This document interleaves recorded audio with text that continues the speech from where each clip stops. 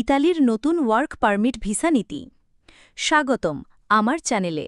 আজ আমরা কথা বলবো ইতালির নতুন ওয়ার্ক পারমিট ভিসা নিয়ে, যা শ্রমিকদের জন্য একটি দারুণ সুযোগ নিয়ে এসেছে। তাহলে চলুন বিস্তারিত জেনে নিই।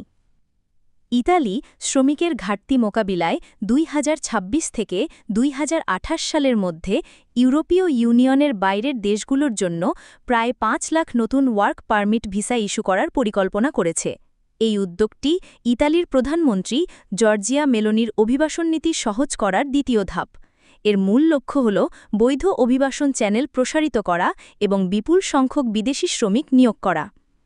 শুধু তাই নয়, 2024 সালেই ইতালি 1,64,000-এর বেশি মানুষকে এই ভিসার জন্য অনুমতি দেবে। এর ফলে আগামী কয়েক বছরে মোট প্রায় 5 লাখ মানুষ ইতালিতে কাজের সুযোগ পাবেন। এটি তাদের জন্য একটি বিশাল সুযোগ, যারা ইতালিতে গিয়ে নতুন জীবন শুরু করতে চান। আপনি কি এই ভিসার জন্য আবেদন করতে আগ্রহী? তাহলে আরও আপডেট পেতে আমার চ্যানেলে সাবস্ক্রাইব করুন এবং নিচে কমেন্ট করে জানান আপনার মতামত। ভিডিওটি পছন্দ হলে লাইক করতে ভুলবেন না। ধন্যবাদ। পরবর্তী ভিডিওতে আবার দেখা হবে। শেষ।